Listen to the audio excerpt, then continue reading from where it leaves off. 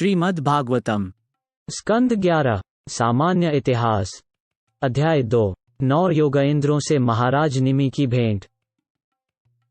श्री शुकदेव गोस्वामी ने कहा, हे उत्तम कुरुवंशियों, भगवान कृष्ण की पूजा में संलग्न रहने के लिए उत्सुक होकर नारद मुनि द्वारका में कुछ समय रहे, जहां गोविंद अपनी बाहों से हमेशा रक्षा करते थे। हे राजन, इस भौतिक संसार में जीवात्मा को हर कदम पर मृत्यु का डर सताता है। जिनके जीवन में प्रत्येक पग पर मृत्यु का साया बना रहता है, ऐसे संसारी प्राणियों में से कौन होगा जो सबसे महान मुक्त आत्मा द्वारा भी पूजनीय भगवान मुकुंद के चरण कमलों की सेवा से इनकार करेगा। एक दिन देवर्षि नारद वसुदेव के घर पधारे। उनकी विधिवत पूजा करने के बाद सुखपूर्वक बिठाने और सादर प्रणाम करने के पश्चात वसुदेव ने इस प्रकार कहा। श्री वासुदेव ने कहा, हे प्रभु, पिता के आगमन के समान आपका आगमन समस्त प्राणियों के कल्याण हेतु है। इस लोक में विशेष रूप से आप अति कष्ट में जीने वालों और साथ ही उन लोगों की सहायता करते हैं जो उत्तम श्लोक परमेश्वर की राह पर चल रहे हैं। देवताओं के कार्य करने से जीवों को सुख और दुख दोनों मिलते हैं, परंतु आपके जैसे महान संतों के कार्य, जिन्होंने अच्युत भगवान को अपनी आत्मा मान लिया है, से सभी प्राणियों को केवल सुख ही मिलता है। जो लोग देवताओं की पूजा करते हैं, उन्हें देवताओं से प्रतिदान उसी तरह से मिलता है जैसा कि उनके द्वारा दिया गया उपहार है। देवता कर्म के सेवक हैं, जैसे किसी व्यक्ति की छाया, लेकिन साधु वास्तव में पतितों पर दया करते हैं। हे ब्राह्मण, यद्यपि मैं केवल तुम्हें देखकर संतुष्ट हूँ, तो भी मैं उन कर्तव्यों के बारे में पूछना चाहता हूँ जो ईश्वर को आनंद प्रदान करते हैं। जो कोई भी व्यक्ति श्रद्धापूर्वक उनके बारे में सुनता है, वह सभी प्रकार के भय से मुक्त हो जाता है। अपने इस पृथ्वी पर पूर्व जन्म में भी मैंने केवल मुक्ति देने वाले भगवान अनंत की उपासना की थी, परंतु मैं संतान का इच्छुक था, इसलिए मैंने उनकी पूजा मुक्ति के लिए नहीं की थी। इस प्रकार मैं भगवान की माया के प्रभाव से मोहग्रस्त हो गया था। हे प्रभु, आप सदैव अपने व्रत पर अडिग रहते हैं। कृपा करके मुझे स्पष्ट निर्देश दें, जिससे आपकी कृपा से मैं इस संसार से आसानी से मुक्त हो सकूं, जो अनेक संकटों से भरा हुआ है और हमें सदा भयभीत रखता है। शुकदेव गोस्वामी ने कहा, हे राजन, देवर्षि नारद अत्यंत बुद्धिमान वसुदेव के प्रश्नों से अतीव प्रसन्न हुए, क्योंकि उन प्रश्नों में भगवान के श्रेष्ठ गुणों का स्मरण हो आता था। अतएव उन्हें भगवान कृष्ण का स्मरण हो आया। इसलिए नारद ने वसुदेव को इस प्रकार उत्तर दिया।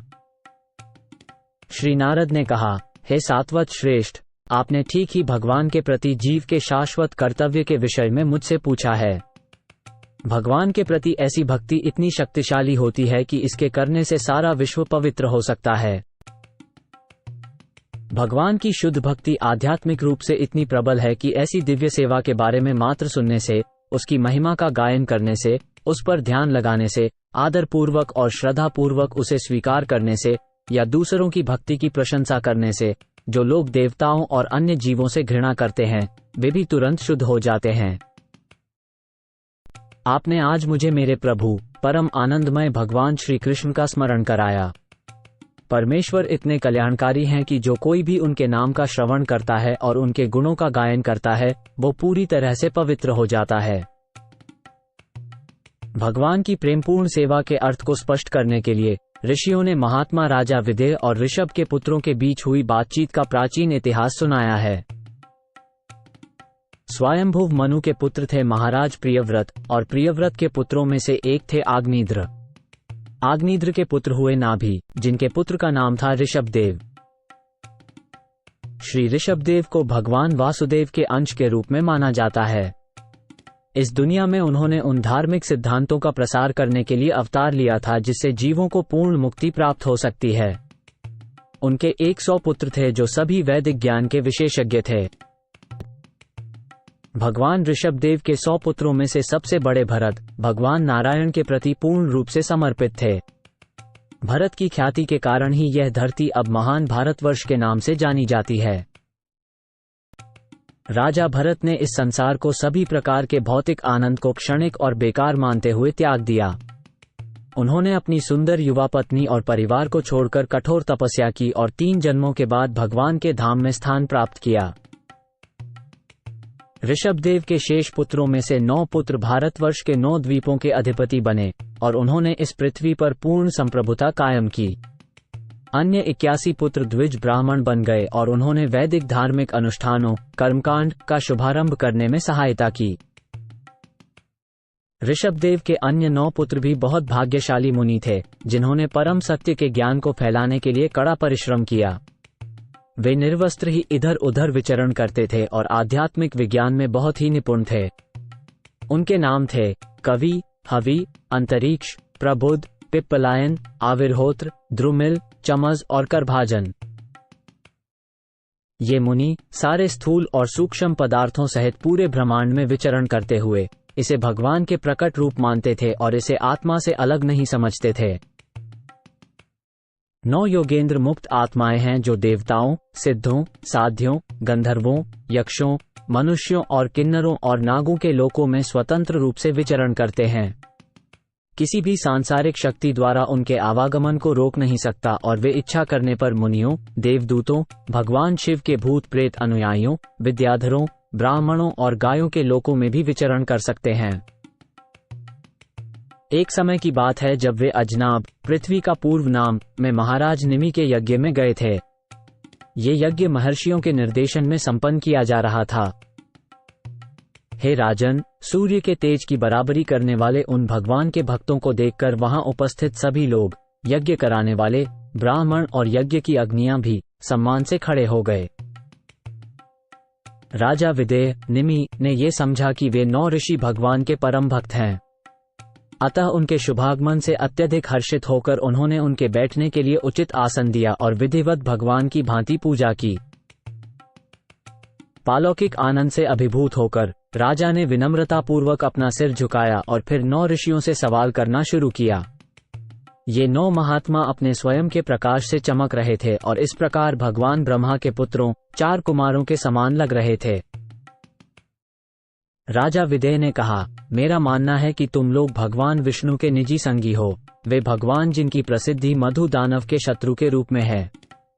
वास्तव में भगवान विष्णु के पवित्र भक्त अपने स्वार्थ के लिए नहीं, बल्कि समस्त बद्धजीवों को पवित्र करने के लिए ब्रह्मांड में घूमते रहते हैं। बद्ध आत्माओं के लिए मानव शरीर प्राप्त करना सबसे कठिन है और यह किसी भी क्षण खो जा सकता है। मैं सोचता हूं कि जिन लोगों ने मानव जीवन प्राप्त कर लिया है, उनमें से कुछ ही शुद्ध भक्तों की संगति प्राप्त कर पाते हैं जो वैकुंठ के स्वामी को प्रिय हैं। इसलिए हे पापरहित भक्तों, मैं आपसे विनम्रतापूर्वक अनुरोध करता हूं कि कृपा करके मुझे बताएं कि परम कल्याण क्या है। आखिरकार जन्म और मरण की इस दुनिया में शुद्ध भक्तों के साथ आधे पल का संग भी किसी भी मनुष्य के लिए अमूल्य खजाना है। यदि आप ये समझते हैं कि मैं इन कथाओं को ठीक से सुनने में समर्थ हूं, तो कृपया बताएं कि परम प्रभु की भक्ति में किस तरह से संलग्न हुआ जाता है। जब कोई जीव अपनी प्रेमपूर्ण सेवा परम प्रभु को अर्पित करता है, तो परम प्रभु तुरंत प्रसन्न हो जाते हैं और बदले में आत्मसमर्पण करने वाली आत्मा को स्वयं को भी दे देते हैं। श्री नारद ने कहा, हे वसुदेव, जब महाराज निमि ने नव योगेंद्रों से भगवत भक्ति के बारे में पूछ लिया तो उन श्रेष्ठ साधुओं ने राजा को उनके प्रश्नों के लिए धन्यवाद दिया और यज्ञ सभा के सदस्यों तथा ब्राह्मण पुरोहितों की उपस्थिति में उनसे स्नेहपूर्वक बात की। श्री कवि ने कहा, मैं मानता हूं कि जो व्यक्ति अपनी बुद्धि से भौतिक और क्षणभंगुर दुनिया को अपना स्वरूप समझता है, वो निरंतर भय में रहता है। ऐसे व्यक्ति को भय से मुक्ति पाने के लिए अच्युत भगवान के चरण कमलों की पूजा करनी चाहिए। इस भक्ति में सारा भय दूर हो जाता है। यदि अज्ञानी जीव उन साधनों को अपनाएं जो स्वयं परमेश्वर ने बताए हैं, तो वे सरलता से परमेश्वर को जान सकते हैं। परमेश्वर ने जिस विधि की अनुशंसा की है, वह भागवत धर्म या भगवान की भक्ति है। हे राजन, जो मनुष्य भगवान के प्रति भक्ति योग को अपना लेता है, वह इस दुनिया में कभी भी राह भटक कर गलत रास्ते पर नहीं जाएगा। भले ही वो आंखें बंद करके दौड़ता जाए, तब भी वो कभी ठोकर नहीं खाएगा और न ही गिरने का भय रहेगा। बद्ध जीवन में अर्जित विशेष स्वभाव के अनुकूल मनुष्य अपने शरीर, शब्दों, मन, इंद्रियों, बुद्धि या शुद्ध चेतना से कोई भी कार्य करे, तो उसे ये सोचकर परमात्मा को समर्पित करना चाहिए कि यह भगवान नारायण को खुश करने के लिए है। जब जीव भगवान की बहिरंगा माया शक्ति में लीन होकर स्वयं को भौतिक शरीर के रूप में गलत रूप से पहचानता है तो उसमें भय उत्पन्न होता है। जब जीव इस प्रकार परमेश्वर से दूर हो जाता है तो वो परमेश्वर का सेवक होने की अपनी स्वाभाविक अवस्था को भी भूल जाता है। ये भ्रमपूर्ण और भयावह स्थिति माया की प्रपंच शक्ति के कारण होती है। इसलिए एक बुद्धिमान व्यक्ति को एक सच्चे गुरु के मार्गदर्शन में प्रभु की अनन्य भक्ति में निरंतर लगा रहना चाहिए, जिसे उसे अपने पूजनीय देवता और अपने प्राण और आत्मा के रूप में स्वीकार करना चाहिए। यद्यपि भौतिक संसार के द्वैत का वास्तव में कोई अस्तित्व नहीं है, परंतु बद्धजीव अपनी बद्ध बुद्धि के प्रभाववश उसे वास्तविक मानता है। कृष्ण से पृथक एक जगत के काल्पनिक अनुभव की तुलना स्वप्न देखने और इच्छा रखने से की जा सकती है। जब एक बद्धजीव रात में कोई इच्छित या भयावह वस्तु का सपना देखता है या जब वो दिन में उन चीजों का दिवा स्वप्न देखता है जिन्हें वो पाना चाहता है या जिनसे वो बचना चाहता है, तो वो एक ऐसी वास्तविकता का निर्माण करता है जिसका अस्तित्व उसकी कल्पना से परे नहीं होता। मन की प्रवृत्ति इंद्रिय तृप्ति पर आधारित विभिन्न कार्यों को स्वीकार करने और अस्वीकार करने की होती है। इसलिए एक बुद्धिमान व्यक्ति को मन पर नियंत्रण रखना चाहिए और उसे कृष्ण से अलग चीजों को देखने के भ्रम से दूर रखना चाहिए। जब मन इस तरह से वश में हो जाएगा तो उसे वास्तविक निडरता का अनुभव होगा। जो बुद्धिमान पुरुष अपने चित्त पर नियंत्रण रखता है और भय को जीत लेता है, उसे पत्नी, परिवार, राष्ट्र आदि भौतिक वस्तुओं से सारा लगाव त्याग देना चाहिए और द्वंद्वों से मुक्त होकर चक्रधारी भगवान के पवित्र नामों का श्रवण और कीर्तन करते हुए स्वतंत्रता पूर्वक विचरण करना चाहिए। कृष्ण के पवित्र नाम सर्वश्रेष्ठ और शुभ हैं, क्योंकि वे उनके दिव्य जन्म और इस संसार में बद्ध आत्माओं के उद्धार के लिए उनके द्वारा किए जाने वाले कार्यों का वर्णन करते हैं। इस प्रकार भगवान के पवित्र नामों का संपूर्ण विश्व में गायन किया जाता है। भगवद नाम के पवित्र कीर्तन से मनुष्य भगवत प्रेम की अवस्था को प्राप्त कर लेता है। तब वो भक्त भगवान के नित्य दास के रूप में व्रत पालन में स्थिर हो जाता है और धीरे धीरे भगवान के किसी एक नाम और रूप से अत्यधिक अनुरक्त हो जाता है। जब उसका हृदय भाव भरे प्रेम से द्रवित हो जाता है तो वो जोर जोर से हंसता है, रोता है या चिल्लाता है। कभी कभी वो पागलों की तरह गाता नाचता भी है, क्योंकि फिर जन मत की वो परवाह नहीं करता। भक्त को किसी भी चीज को भगवान श्री कृष्ण से अलग नहीं देखना चाहिए। आकाश, आग, हवा, पानी, मिट्टी, सूरज तथा दूसरे तारे, सभी जीव, दिशाएं, पेड़ और दूसरे पौधे, नदियां और सागर, जैसा भी भक्त अनुभव करता है उसे कृष्ण का विस्तार मानना चाहिए। इस प्रकार से सृष्टि के भीतर के सभी चीजों को भगवान हरि के शरीर के रूप में देखते हुए भक्त को भगवान के शरीर के संपूर्ण विस्तार को नमस्कार करना चाहिए। परमेश्वर में श्रद्धा रखने वालों के लिए भक्ति, परमेश्वर के प्रत्यक्ष दर्शन का अनुभव और सांसारिक चीजों से मोह कम होना, ये तीनों ऐसा ही एक साथ घटित होते हैं जैसे भोजन करने वाले व्यक्ति प्रत्येक निवाले में एक साथ और अधिक आनंद, पोषण और भूख से मुक्ति का अनुभव करता है। हे राजन, भगवान के अचूक चरण कमलों का सतत प्रयासों से पूजन करने वाला भक्त अडिग भक्ति, वैराग्य तथा भगवान का अनुभवात्मक ज्ञान प्राप्त करता है। इस प्रकार सफल भक्त को परम आध्यात्मिक शांति प्राप्त होती है।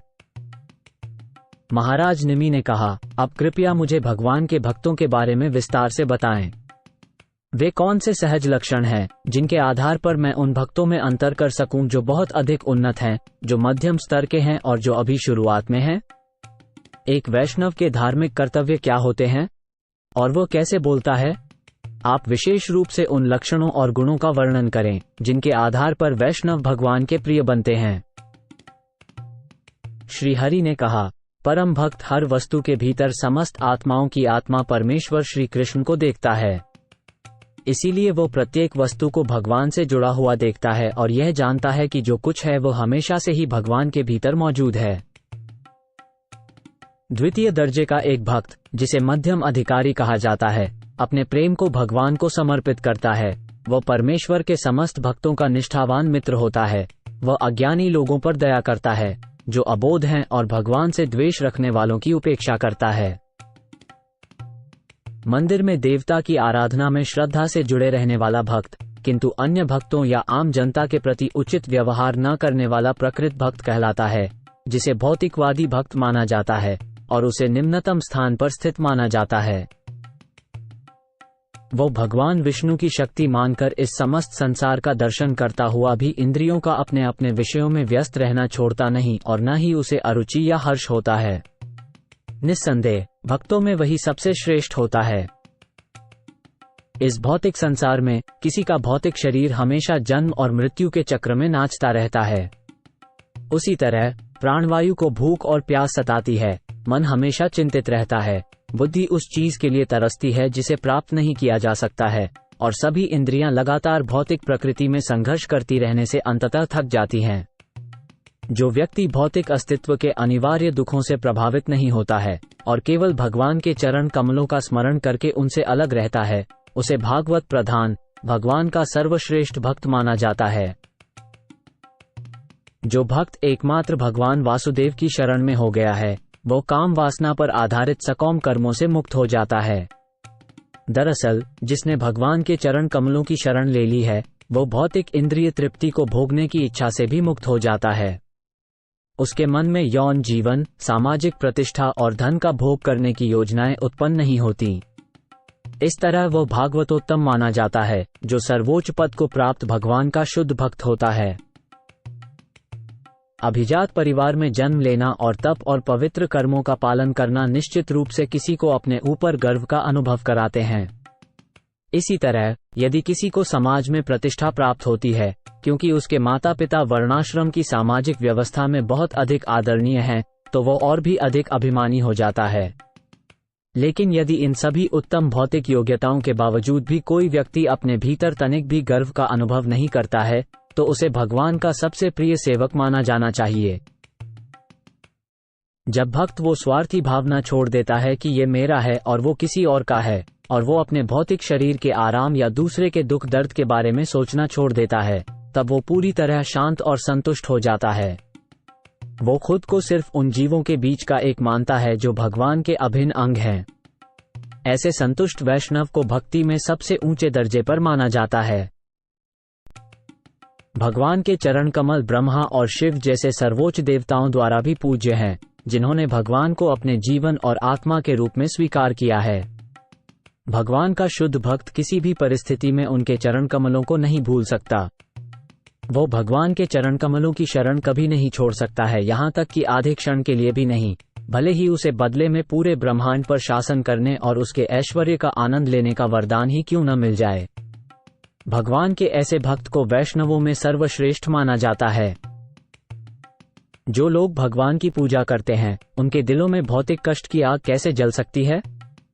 भगवान के चरणों ने कई वीरतापूर्ण काम किए हैं और उनके पैर की उंगलियों के नाखून कीमती रत्नों जैसे लगते हैं।